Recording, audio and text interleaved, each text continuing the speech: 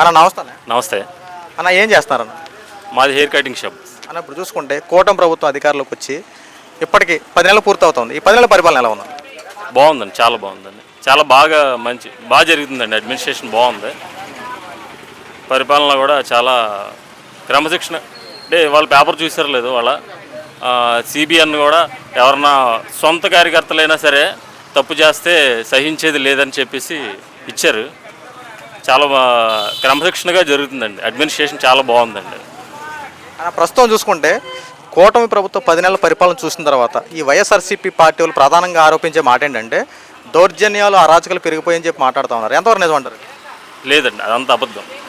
అంతా social media ఉంది కదండి, ప్రతిదీ కూడా ఏది కూడా మనం వాళ్ళు చెప్తే కాదు కదా, అంతా కూడా వాళ్ళ సోషల్ మీడియా ఉంది కదా, ఎవరో అది ప్రతిపక్షం ఆరోపణలు చేస్తున్నారు అంతే అనుకోవాలి కదా. ఇప్పుడు చూసుకుంటే మన ఏలూరు నియోజకవర్గంలో బడేటి చంటి గారు, ఈ బడేటి చంటి గారి పరిపాలన ఎలా ఉంది? బాగుందండి, చాలా బాగుంది. అయింది 10 నెలల పరిపాలనలో కూడా ఇప్పుడు కూడా నిత్యం ప్రజలకు అందుబాటులోనే ఉంటారండి ఆయన. బడేటి అంటే ఒక బ్రాండ్. నిన్న మొన్న కూడా 5-6 డివిజన్లో కూడా ఆయన పర్యటించారు. పరిశుద్ధ నగరంగా ఏలూరుని తీర్చిదిద్దాలనే కాన్సెప్ట్తో నిన్న స్టార్ట్ చేశారు. ఇప్పుడు కూడా నిరంతరం ఆయన ప్రజల మధ్యలోనే ఉంటున్నారండి 10 నెలలు బట్టి. ఇప్పుడు చూసుకుంటే ప్రధానంగా వైఎస్ఆర్సీపీ పార్టీ వాళ్ళు ఆరోపించే మాట ఏంటంటే కూటమిలో విభేదాలు వస్తూ ఉన్నాయి, చంద్రబాబు నాయుడు గారికి పవన్ కళ్యాణ్ పొత్తు పొసకట్లేదు, కూటమిలో విభేదాలు వస్తున్నాయని చెప్పి వైఎస్ఆర్సీపీ పార్టీలు పెద్ద ఎత్తున ఆరోపణ చేస్తున్నాయి. ఎంతవరకు నిజం అంటారు? అవన్నీ అవాస్తవాలండి, అవన్నీ అవాస్తవాలు. నిజమైతే అది కాదు. ప్రస్తుతానికైతే అలాంటిది ఏమీ లేవు, ఇవన్నీ లేనిపోయిన ఆరోపణలు చేస్తున్నారు అంతే అండి. అనగా ఇప్పుడు రాష్ట్రంలో మళ్ళీ అన్నా క్యాంటీన్ రీఓపెన్ చేశారు. ఈ రోజున 5 రూపాయలకి 3 పూట్ల భోజనం పెడతా ఉన్నారు. ఎలా ఉంది ఈ పరిపాలన ఇప్పుడు దీన్ని బట్టి? చాలా బాగుందండి, చాలా రోజు పేదవాళ్ళు కూడా వెళ్ళి తింటున్నారు, మధ్యతరగతి వాళ్ళు దగ్గర సందర్భం చాలా బాగా. అది బాగానే మంచి ఉద్దేశం అండి, అది చాలా అలా పెట్టడం అనేది కూడా. ఇప్పుడు చూసుకుంటే అమరావతి రాజధాని నిర్మాణం చంద్రబాబు నాయుడు గారు అధికారంలోకి వచ్చిన తర్వాత మళ్ళీ అమరావతి పనులు శరవేగంగా పూర్తవుతా ఉన్నాయి. ఈసారి అమరావతి పూర్తయ్యే అవకాశాలు ఉన్నాయంటారా? ఖచ్చితంగా అవుతాయండి, 100% అవుతాయి. ఎందుకంటే ఇది ప్రజలే రైతులే ఇచ్చారండి. దాదాపు 33 ఎకరాల దాకా దేశంలో ఎక్కడా లేని విధంగా ప్రజలే స్వచ్ఛందంగా అంటే రైతులే ఇచ్చారు. దేశానికి రైతులే కదండి కీలకం. అలాంటి రైతుల మద్దతుతోనే ఇది జరుగుతుందండి, ఈ అమరావతి అనేది. ఇప్పుడు చూసుకుంటే ప్రధానంగా ఆంధ్ర రాష్ట్రంలో ఇప్పుడున్న పరిస్థితులు గత 5 సంవత్సరాల పరిస్థితులు అలా ఉన్నాయి. ఇప్పుడు కేవలం ఈ 10 నెలల్లోనే ఎలాంటి మార్పులు వచ్చాయంటారు?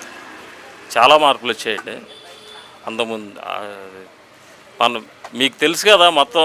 అంతకుముందు ఎలా ఉండేదంటే చాలా కొంచెం దౌర్జన్యాలకి దిగడం, కొంచెం లాండ్ ఆర్డర్ని చేతుల్లో పెట్టుకోవడం, కొంతమందిని ఇబ్బంది పెట్టడం కూడా జరిగినాయి. ప్రస్తుతానికి ప్రజెంట్ అయితే అలాంటివి ఏం లేవండి. ఈ రోజున కూటమి ప్రభుత్వం అధికారంలోకి వచ్చిన తర్వాత పేదలను ఉద్దేశించి ముఖ్యంగా గ్రామ ప్రాంతాల్లో అయితే 3 సెంట్లు భూమి ఇవ్వడం, పట్టణ స్థాయిలో 2 సెంట్లు భూమి ఇవ్వడం, గొప్ప విధానానికి శ్రీకారం చుట్టారు. ఈసారి ప్రతి పేదవాడి సొంత ఇంటికల్ నెరవేరుతుంది అంటారా? ఖచ్చితంగా అండి, 100% నెరవేరుద్ది. సిబిఆర్ని ఏదైనా ఒక విజనరీ ఒకటి పెట్టుకుంటే అది 100% జరిగేదాకా కూడా ఆయన నిరంతరం కృషి చేస్తారండి. అది ఆయన ట్రాక్ రికార్డు. అది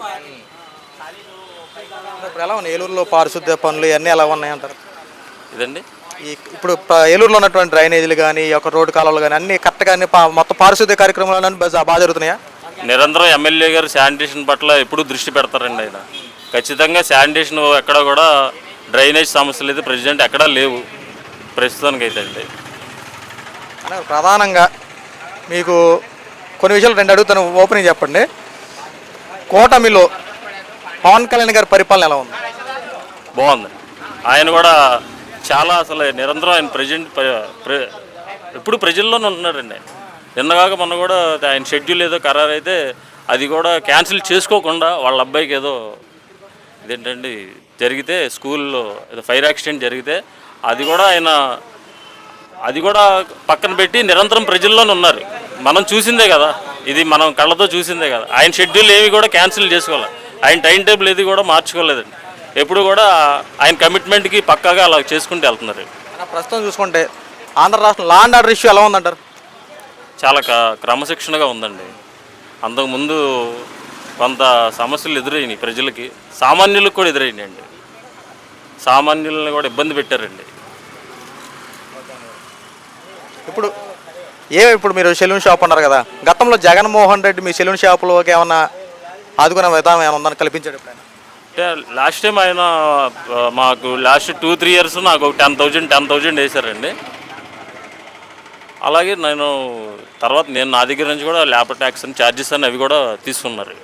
మరి కూటమి ప్రభుత్వం వచ్చిన తర్వాత మీకు ఏం చేయలేదు? ఇప్పుడు ప్రజెంట్ అయితే బీసీ కార్పొరేషన్ లోన్స్ మొన్న తీశారండి రీసెంట్గా, దానికి అప్లై చేశాను. మొన్న లాస్ట్ 2 డేస్ బ్యాక్ నాకు ఇంటర్వ్యూ జరిగింది.